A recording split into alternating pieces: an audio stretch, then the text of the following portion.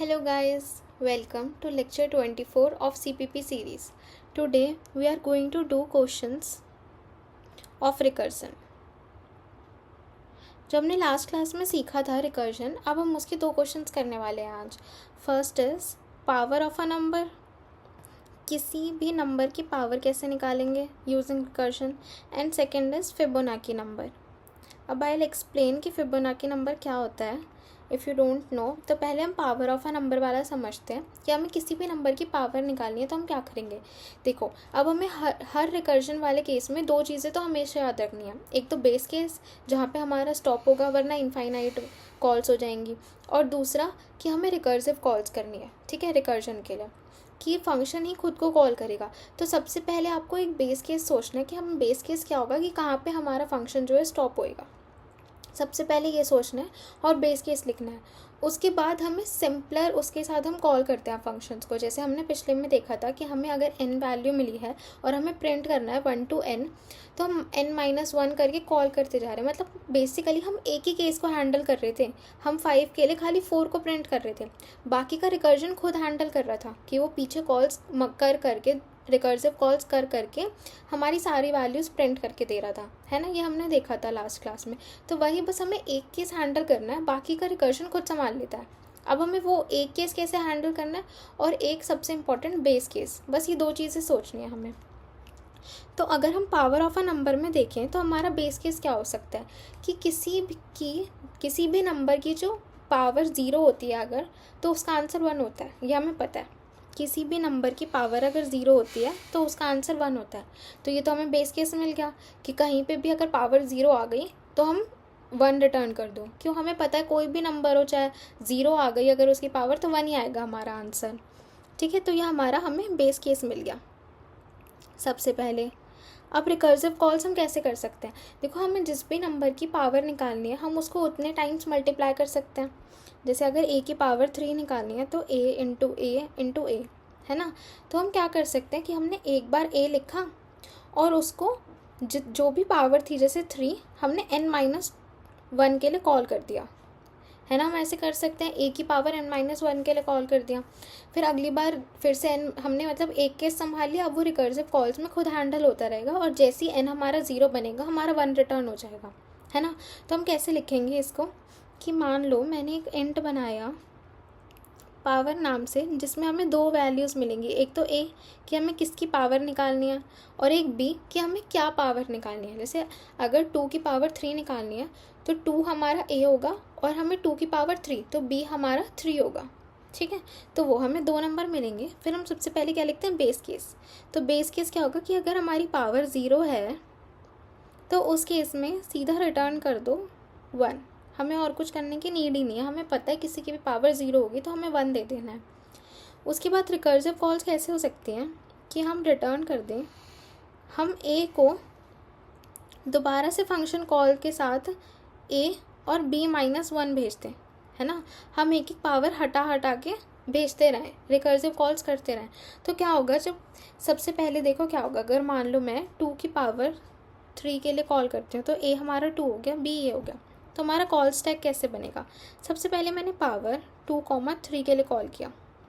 ठीक है, तो 2,3 के लिए उसने चेक किया कि हमारा b जो है 0 है, नहीं होगा. तो उसने क्या किया, फिर से एक फंक्शन कॉल मार दी किसके लिए, 2 इंटू पावर 2 एंड 2. ठीक है, क्योंकि b हमने b-1 करके भेजा है तो 3 थी, अब 2 के लिए कॉल होगा. तो हमारी फंक्शन कॉल क्या हो गई, 2,2 के लिए. ठीक है, 2,2 के लिए हमने फंक्शन कॉल मार दी. तो अब फिर से हमारा बेस केस फॉल्स हो गया होगा, b is not equals to 0. फिर से क्या हुआ होगा, अब इसने 2 इंटू पावर 2,1 के लिए मार दी. ठीक है, फिर से हमारा b 0 नहीं हुआ तो फिर से क्या हुआ होगा, 2 इंटू पावर 2,0. अब जैसे ही 0 हुआ तो वो इस वाली कंडीशन को जैसे ही चेक करेगा तो ये ट्रू हो जाएगी और वो 1 रिटर्न कर देगा. ठीक है, तो इस केस में क्या होगा, इस केस में ये वाला आंसर 1 होगा तो ये क्या रिटर्न करेगा, ये यहाँ पे 2 रिटर्न कर देगा. ठीक है, अब इसकी वैल्यू 2 आ गई, है ना. फिर क्या करेगा, यहाँ पे इसकी वैल्यू 2 आ गई तो ये वाला कैलकुलेट होके क्या आएगा, 2 इंटू 2 दैट इज़ 4. तो अब इस वाली फंक्शन कॉल से यहाँ पे 4 रिटर्न हो जाएगा. ठीक है, 4 रिटर्न हो गया। तो अब ये वाली जो फाइनल फंक्शन कॉल बची है लास्ट, इसमें क्या होगा, इसकी वैल्यू हमारी 4 आ गई है, पावर 2, की वैल्यू 4 आ गई। तो फाइनल आंसर क्या होगा, 2 × 4 दैट इज़ 8। तो हमारा 8 आंसर आ गया। और 2 की पावर 3 क्या होती है, 8 ही होती है। तो ऐसे हमने रिकर्सिवली हैंडल कर लिया कि कैसे निकालना है। ठीक है, अब हम एक बार फिबोनाची नंबर देख लेते हैं कि क्या होता है और हम कैसे फाइंड आउट करेंगे, फिर हम दोनों एक साथ इम्प्लीमेंट करके देख लेंगे। तो फिबोनाची नंबर क्या होता है, फिबोनाची सीरीज़ होती है एक 0, 1, 1, 2, 3, 5, 8, 13। अभी कैसे होती है ये देखो, फर्स्ट 2 नंबर हमें पता होते हैं 0 और 1, ठीक है। फिर जो नेक्स्ट नंबर्स होते हैं ना, वो प्रीवियस 2 का सम होते हैं। जैसे देखो 0, 1 हमें पहले से पता होंगे, ये 2 नंबर फिक्स्ड है। अब जो अगला नंबर होगा ना, वो इन दोनों का सम होगा, दैट इज़ 1। फिर जो अगला नंबर होगा वो इन दोनों का सम होगा 2, फिर इन दोनों का तो 3 आ गया, फिर इसका 5 आ गया, एंड सो ऑन। तो हमारे लास्ट 2 नंबर्स का सम जो है आगे वाला आउटपुट होता है। तो ये हमारी फिबोनाची सीरीज़ है, ठीक है। अब हमें इसमें फिबोनाची नंबर फाइंड आउट करना है, मतलब कि यूज़र हमें एक n देगा और हम n के बेसिस पे जो nth टर्म है वो वाली हम फेच करके देंगे यूज़र को, कि nth टर्म हम फाइंड आउट करेंगे। तो ये देखो, हम इसको 0 से करें, मान लो कि मुझे 6th टर्म चाहिए। यूज़र ने बोला कि n की वैल्यू है 6, तो 6th टर्म चाहिए मुझे, ठीक है। तो इस केस में क्या होगा, तो 0, 1, 2, 3, 4, 5 एंड 6। तो इस केस में हमें 8 आना चाहिए हमारा आउटपुट, ठीक है। हम सीरीज़ नहीं प्रिंट कर रहे, हम nth टर्म प्रिंट करके देंगे। तो क्या होगा, देखो अब हमें इसमें पता है कि सबसे पहले हमें 0 और 1 की वैल्यूज़, तो हमें पता है कि हमारा जो पहली कॉल्स होंगी ना वो 0 और 1 होगी, ठीक है। तो हम क्या करेंगे, देखो हम एक फिबोनाची लिखते हैं कि ये हमारा जो है एक n लेगा और एक नंबर दे देगा। फिर हम सबसे पहले बेस केस लिखेंगे, ठीक है, बेस केस लिखेंगे और फिर हम रिकर्सिव कॉल्स मारेंगे। अब देखो हम जो रिकर्सिव कॉल्स मारेंगे वो क्या होंगे, क्योंकि हमें पता है इसमें हमारे लास्ट 2 नंबर्स का सम है ना। तो लास्ट 2 नंबर्स का क्या होगा कि पहले हमने n-1 के लिए कॉल किया और प्लस कर दिया n-2 वाला, ठीक है।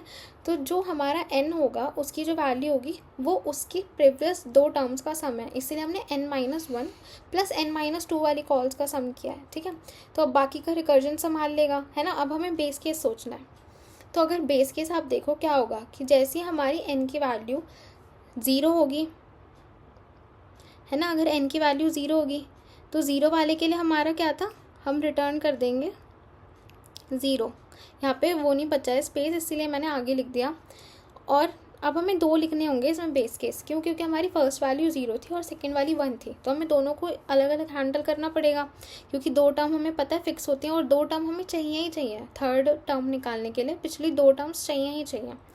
तो और अगर n हमारा 1 है तो उस केस में क्या कर दो, रिटर्न 1 कर दो, ठीक है। तो ये हमारा कैसे चलेगा, हम देखते हैं कि मान लो यूज़र ने बोला कि मुझे 5th टर्म चाहिए।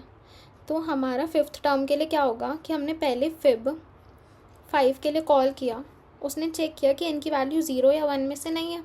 तो उसने क्या किया होगा, उसने फिब 4 के लिए कॉल मार दिया, ठीक है। फिब 4 के लिए कॉल मार दिया पहले, वो प्लस इस वाले पे बाद में आएगा, ठीक है। उसने पहले 4 वाले के लिए कॉल मार दिया। अब वो 4 वाले के लिए कॉल मार के गया तो 0 और 1 फिर से नहीं आया, फिर से वो यहाँ पे आया। तो अब क्या होगा, अब 3 के लिए कॉल मार दिया, है ना, 3 के लिए कॉल मार दिया प्लस, और फिर हम फिर से करें, फिर से ट्रू नहीं है तो अब 2 के लिए मार देगा। अब देखो, अब जैसे ही वो 1 के लिए मारेगा ना कॉल, तो 1 के लिए क्या होगा, ये वाली कंडीशन ट्रू हो जाएगी, ठीक है। तो वो क्या कर देगा, यहाँ से उसको, यहाँ से 1 चला जाएगा उसके, मतलब कि यहाँ पे हमारी फिब 1 की वैल्यू क्या आ गई, 1 आ गई, ठीक है। 1 प्लस अब वो फिब 0 के लिए कॉल मारेगा, यहाँ से 0 के लिए हमें पता है फिर से बेस केस, तो यहाँ से उसकी वैल्यू क्या आ गई, 0 आ गई, ठीक है। अब वो ये वाली वैल्यूज़ का सम जो है यहाँ पे भेजेगा, दैट इज़ 1। तो फिब 2 की वैल्यू 1 आ गई। अब वो यहाँ पे फिब 1 के लिए कॉल मारेगा फिर से। अब जैसे ही 1 के लिए कॉल मारा उसने, 1 के लिए फिर से हमारी बेस केस ट्रू हो गया, तो यहाँ से हमारी वैल्यू क्या आ गई, 1 आ गई। तो अब इन दोनों का सम दैट इज़ 2 यहाँ से पास ऑन होगा फिब 3 पे। फिब 3 की वैल्यू आ गई तो अब वो प्लस आगे वाली फंक्शन कॉल मारेगा फिब 2 के लिए। अब देखो जैसे ही वो फिब 2 के लिए मारेगा ना फंक्शन कॉल, तो फिर से हमारा फिर से पूरा एग्जीक्यूट होगा। n की वैल्यू 0 नहीं है, 1 नहीं है, तो वो फिर से क्या करेगा, हमारी एक और फंक्शन कॉल मारेगा 1 के लिए, है ना, क्योंकि हम ये वाली उस पर आ जाएंगे रिटर्न वाली स्टेटमेंट पे। तो ये पूरा एक ऐसे रिकर्सिव ट्री बनता है कि फिब 1 के लिए कॉल मारा तो इसकी वैल्यू क्या आ गई हमारी, फिर से हमारी 1 आ गई है, और फिर वो फिब 0 के लिए कॉल मारेगा तो 0 आ जाएगी। तो इन दोनों का सम 1, तो इसमें आएगा 1। तो यहाँ से हमारा अब क्या पास होगा, 3 पास होगा। ठीक है, ऐसे ही वो यहाँ पे फिब 3 के लिए कॉल मारेगा, और फिर 3 के लिए जब कॉल मारेगा फिर 2 के लिए मारेगा, फिर 1 के लिए मारेगा, जब तक बेस केस नहीं हिट होगा। और ऐसे हमारी 5th टर्म आएगी उन दोनों का एडिशन करके। तो एक्चुअल में हमारी 5th टर्म क्या होनी चाहिए, 0 1 2 3 4 एंड 5। तो हमारा 5 आना चाहिए 5th टर्म के लिए आंसर। तो देखो हमने यहाँ से 3 तो कैलकुलेट कर लिया। अगर हम देखें फिब 3 की वैल्यू, तो हमने पहले कैलकुलेट यहाँ पे ऑलरेडी कर रखी है। फिब 3 की वैल्यू क्या आ रही थी, 2 आ रही थी, है ना, क्योंकि सेम ही होगा प्रोसीजर, तो बस हम फिर से कॉल्स मार रहे हैं। तो फिब 2 के लिए मारी तो यहाँ से 2 आ जाएगी वैल्यू फिब 3 की, और 3 + 2 5 आ जाएगा हमारा आंसर। तो अगर मैं रिकर्सिव ट्री की फॉर्म में बताऊँ तो सबसे पहले क्या हुआ होगा, देखो फिब 5 के लिए उसने कॉल मारा, वो यहाँ गया, उसने फिब 4 के लिए कॉल मारा होगा, ठीक है, कॉल फिर उसने फिब 3 के लिए मारा होगा यहाँ से, फिर यहाँ से उसने किसके लिए मारा होगा, 2 के लिए मारा होगा, फिर उसने 1 के लिए जैसे ही मारा बेस केस हिट हो गया, तो उसने यहाँ से 1 ही वैल्यू पास कर दी और फिर 0 के लिए कॉल मारी होगी, है ना, क्योंकि प्लस n-2 भी था, तो 0 से 0 वैल्यू आई होगी। तो इन दोनों का सम वो यहाँ गया होगा। 2 के लिए हमने फिर से एक बारी 1 के लिए कॉल मारी होगी, ऐसे हमारा ये चलता जाएगा। तो एक बार इन दोनों को इम्प्लीमेंट करके देखते हैं। अगर ये थोड़ा समझने में प्रॉब्लम हुई है तो एक बार फिर से देखना और ये समझना कि मैंने ये वाला पूरा कॉल स्टैक ये कैसे समझाया है एग्जैक्टली। तो आप एक बार ये दोबारा से रिपीट करके देखोगे तो समझ आ जाएगा। बाकी हम इम्प्लीमेंट करके देखते हैं। तो अब हम power of a number implement करके देखते हैं। सबसे पहले पावर ऑफ अ नंबर, ठीक है। तो इसमें हम सबसे पहले एक पावर फंक्शन बना लेते हैं, जिसमें हम क्या रिसीव करेंगे, एक ए और एक बी, दो वैल्यूज़ रिसीव करेंगे। और हमारा बेस केस क्या था, किसी भी नंबर की पावर अगर 0 है तो उस केस में 1 रिटर्न कर दो, वरना क्या करो कि ए को उसकी पिछले वाली, मतलब कि ए को हम उतने टाइम्स मल्टीप्लाई करेंगे ना, तो बी को घटाते जाते हैं एक बार, तो ए कॉमा b-1 से कॉल करते जाओ, ठीक है। तो अब इस केस में एक बार ही देखते हैं, सी आउट हमें प्रिंट करना पड़ेगा क्योंकि इंट टाइप का फंक्शन है, कुछ रिटर्न करेगा। तो पावर 2 की पावर 3 दे के देखते हैं। तो 2 to the power 3, तो ये देखो 8 आंसर आ गया हमारा। 2 की पावर 3 8 ही होती है। एक बार 3 की पावर 3 रन करके देखते हैं, तो देखो 27 आ गया। तो इट इज़ वर्किंग फाइन। एक बार हमने बेस केस लिख लिया, उसके बाद हमने बस एक केस हैंडल कर लिया रिकर्सिवली। अब बाकी का रिकर्जन खुद देख लेगा कि कब उसको स्टॉप होना है, ठीक है। दूसरा क्या था हमारा, हमें फिबोनाची नंबर प्रिंट करना है। तो उसमें क्या होगा कि हम यूज़र से एक n ले रहे हैं, ठीक है, और हमें बेस केस देखना था। तो हमें स्टार्टिंग की 2 वैल्यूज़ पता है, इसीलिए क्या कि अगर उसने यूज़र ने 0 दे दिया तो उस केस में खाली 0 प्रिंट कर दो, मतलब रिटर्न। और अगर उसने 1 दिया है तो रिटर्न 1 कर दो, क्योंकि हमें पहली 2 डिजिट्स पता है और पहली 2 डिजिट्स हमें एग्जैक्टली चाहिए ही चाहिए थर्ड डिजिट कैलकुलेट करने के लिए। फिर क्या करो, रिकर्सिव कॉल्स में n-1 प्लस n-2 वाले को कॉल कर दो। तो यह एक बार ही n-1 के लिए कॉल करेगा और n-2 के लिए, और जो भी उनका आंसर आएगा उसका समेशन जो होगा वो होगी हमारी थर्ड डिजिट। तो इसको देखते हैं कि हम सी आउट, अगर हम फिबोनाची नंबर मान लो, हमने देखा था 5th टर्म क्या थी, 5 थी हमारी।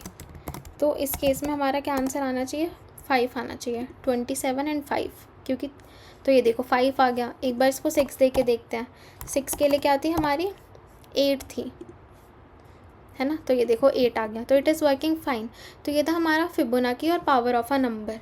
अब हम नेक्स्ट क्लास में कवर करेंगे बाइनरी सर्च यूजिंग रिकर्शन।